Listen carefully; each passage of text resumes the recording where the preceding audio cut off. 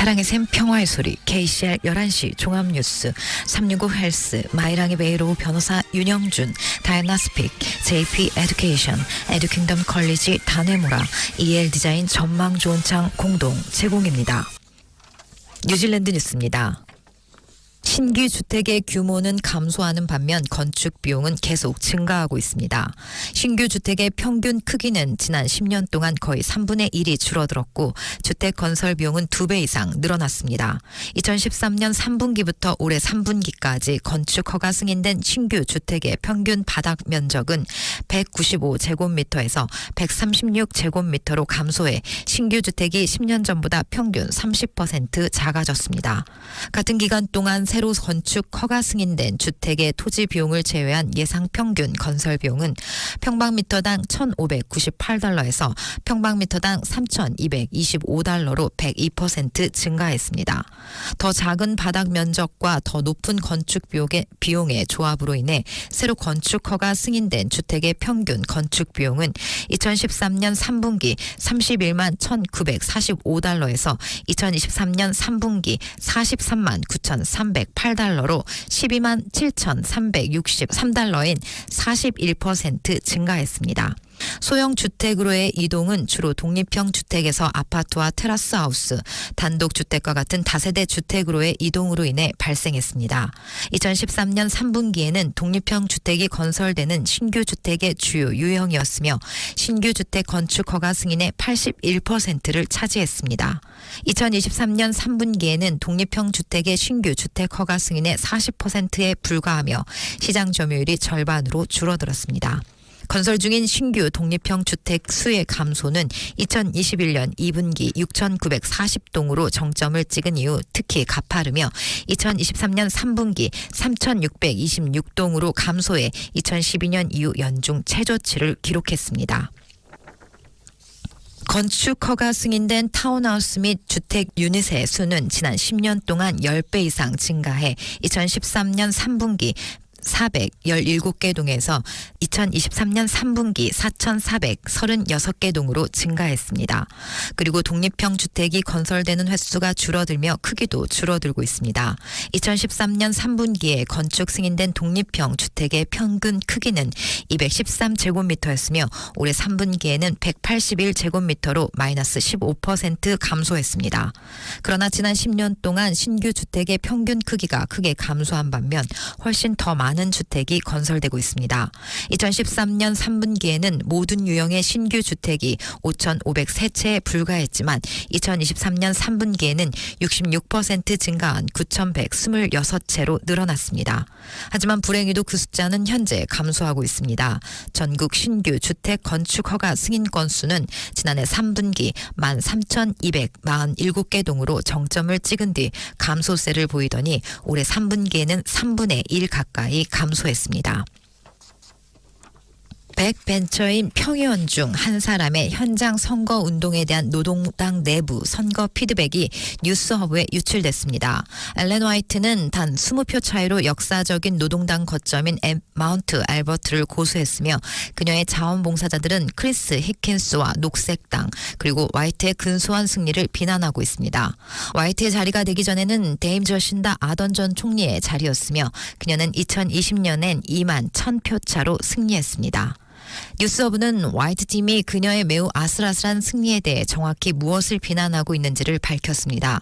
유출된 이메일에는 유지 목록과 없애야 할 목록이 포함돼 있고 기본적으로 이 캠페인이 잘된 것과 그렇지 않은 것입니다. 유지 목록에는 문 두드리기와 표지판 흔들기, 16세 어린이들에게 투표 촉구 및 포함됩니다. 순조롭게 진행되지 않은 버려야 할 리스트에는 전화 데이터베이스의 잘못된 번호와 녹색당 승리가 확실한 의석에 대한 안일함과 늦고 비효율적인 노동당의 선언문, 사기 저하와 비전이 아닌 선거운동 등이 있었습니다. 하지만 중요한 점도 있었습니다. 그들은 힙킨스를 쫓아내고 싶어 했다는 것입니다. 유출된 이메일은 힙킨스와 녹색당의 반감을 가지고 있으며 실제 반성이 없는 화이트에 대해 불만을 품은 누군가가 뉴스허브와 공유했습니다. 화이트는 아마도 노동당에서 가장 귀중한 자리를 차지하고 있으며 마운트 알버트는 저신다 아던뿐만 아니라 헬렌 클라크와 노동당의 선구자 미셸 조셉 세비지 등 지도자들의 정치적 본거지입니다. 무료 영어 코스가 있습니다. 바로 다이나스픽입니다. 한국어 문의는 027-225-1239입니다. 감사합니다.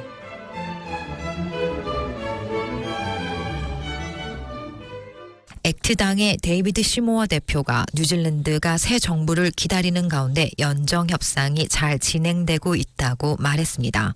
시모어 대표는 엔젤 퍼스트 리더인 윙스턴 피터스와 아직 개인적으로 대화를 나눈 적이 없다고 확인했으나 액트와 엔젤 퍼스트 팀에 어제 처음으로 만나 연합 거래를 진행했습니다. 시모어는 오늘 아침 브렉퍼스트와의 인터뷰에서 단지 연결고리를 만들고 향후 3년 동안 어떻게 함께 일할 수 있는지 알아보려고 노력하고 있다며 피터스 간의 만남이 열릴 것이라고 확신한다고 언급했습니다. 국민당 대표이자 차기 총리인 크리스토퍼 럭스는 다음 주 에이펙에 참석하기를 희망하는 가운데 시모어 대표는 시간이 지나면 이루어질 수 있을 것이라고 생각한다고 말했습니다. 일요일까지 합의가 이루어지지 않으면 관련 노동부 장관들이 다시 선서해야 하며 현재 주요 결정은 국민당과 협의해 이루어집니다. 지난 금요일 최종 선거 결과가 발표된 지 이제 일주일이 지나며 선거관리위원회는 3개 부스의 데이터 입력 오류를 인정했지만 이번 실수가 전체 결과에 미치는 영향은 거의 없을 것이라고 밝혔습니다. 중앙은행 RBNZ이 주목하고 있는 조사에 따르면 예상 인플레이션 수준이 하락한 것으로 나타났으며 예상 주택 가격은 상승세를 보이고 있습니다. 주요 조사 결과에 따르면 2년 후 인플레이션 전망은 전분기 2.83%에서 최근 분기 2.76%로 하락했습니다. 1년 후 결과는 4.17%에서 3.6%로 급격히 하락했습니다. 중앙은행 RBNZ를 위해 분기별로 실시된 최신 기대조사 Survey of Expectations 결과는 중앙은행이 11월 29일 수요일 공식 현금 금리에 대한 다음 결정을 내리는데 큰 영향을 미칠 것입니다. 9월 분기의 연간 인플레이션율이 6.0%에서 5.6%로 실제 감소하고 9월 분기의 실업률도 3.6%에서 3.9%로 증가한 데 이어 이는 중앙은행 RBNZ이 다음 검토에서 현재 5.5%인 공식 현금 금리를 변경할 가능성이 없음을 의미합니다. 중앙은행 RBNZ는 이번 분기 데이터가 중앙은행을 대신해 리서치 뉴질랜드가 37명의 비즈니스 리더 및 전문 예측가로부터 얻은 것이라고 밝혔습니다. 설문조사를 위한 현장 작업은 2023년 10월 18일부터 26일까지 진행됐습니다. 설문조사 Survey of Expectations는 1년 후와 2년 후 중앙은행 주택가격지수 전망에 대한 응답자 견해를 물었습니다. 최근 실질 주택가격이 하락세를 보이며 향후 가격에 대한 전망도 눈에 띄게 상승하고 있습니다. 설문조사 응답자들은 주택가격지수 HPI가 지난 분기에 1.42% 상승할 것으로 예상했던 것과 비교해 1년 안에 4.84% 상승할 것으로 예상했습니다. 그리고 2년 후 기대치는 6.22%로 상승해 이전 예상치 4.42%보다 높아졌습니다. 중앙은행 RBNZ는 인플레이션을 1에서 3% 범위 내에서 목표를 삼고 있으며 명시적인 목표 수준은 2%입니다. 따라서 이번 조사에서 기대되는 인플레이션 기대치는 약 2%로 편안하게 고정돼 있습니다. 높은 인플레이션 기대치는 치명적입니다. 이러한 기대치는 미래의 가격 책정 및 임금 의도에 반영되기 때문에 중앙은행 RBNZ는 이러한 인플레이션 기대치가 가능한 빨리 시들해지기를 원하고 있습니다. 한 글로벌 IT 전문가는 사이버 범죄가 혼란을 일으키거나 피해자에게 수백만 달러 자금을 지출하게 만들 목적으로 그 수와 정교함이 급속도로 증가하고 있다고 밝혔습니다.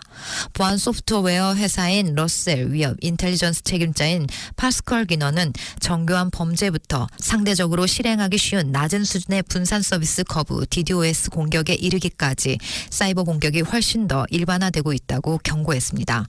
뉴질랜드가 외부 세계와의 연결이 몇 개밖에 되지 않아 해커가 네트워크에 침투하는 것을 막기에 다른 많은 국가보다 더 나은 위치에 있지만 코로나19 기간 동안 클라우드로의 급속한 가속화로 인해 악용하기 쉬운 보안 공백이 생겼다고 덧붙였습니다. 컨슈머 엔젯은 제품 및 가전제품의 수리 용이성 라벨을 부착하려고 하며 관찰단체는 많은 뉴질랜드인들이 수리하기 쉬운 제품을 고치는 대신 폐기 처리하고 있다고 밝혔습니다. 현재 뉴질랜드인의 연간 약 9만 7천 톤의 필요하지 않거나 고장난 전기 폐기물을 버리고 있습니다. 컨슈머 엔젯 제조업체에 더 나은 성과를 내도록 압력을 가하기 위한 청원을 시작했습니다.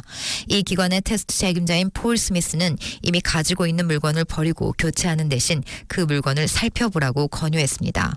구테크 이사 프레이저 웹은 사람들이 핸드폰을 쉽게 수리할 수 있다는 것을 깨닫지 못하거나 배터리나 버튼 등이 고장난 경우에 새로 사야 한다고 생각한다고 말하며 또한 제조업체로부터 더 많은 노력을 요구하는 컨슈머 엔젯의 주장을 반복했습니다.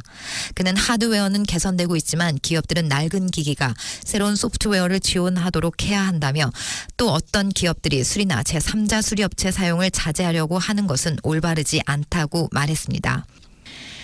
미술품 위조 범죄는 뉴질랜드에서 잘 알려지지 않은 범죄로 1985년 폭스턴 포거만이 범죄로 유죄 판결을 받았습니다.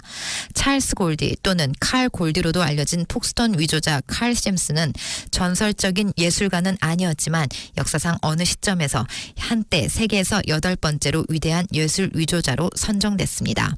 이런 위조자를 피하는 대신 그의 고향인 망가웨카에서는 2007년부터 2년마다 전국적 위조품 및 위조 대회를 통해 그의 기억을 기리고 있습니다. 대회는 에슬렉과 미셸 캐덜스 및 또 다른 미셸이라는 3명의 심사위원 패널이 있고 올해의 우승자는 칼 마완 작품에서 영감을 받은 파머스턴 노스 예술가 그라엠 크레스덴슨이었습니다. 내년 오클랜드 항구에서 열리는 모아나 오클랜드 국제 행사가 관광산업 흐름을 이어갈 것으로 기대하고 있습니다. 내년 2월 24일부터 3월 24일까지 한 달 동안 진행되는 모아나 오클랜드는 보트쇼와 레이스 및 기타 이벤트를 통해 항해 도시를 기념하는 것을 목표로 하고 있으며 8일 수요일 웨인 브라운 시장은 이 행사는 오클랜드를 멋진 도시로 만드는 행사가 될 것이라고 강조했습니다.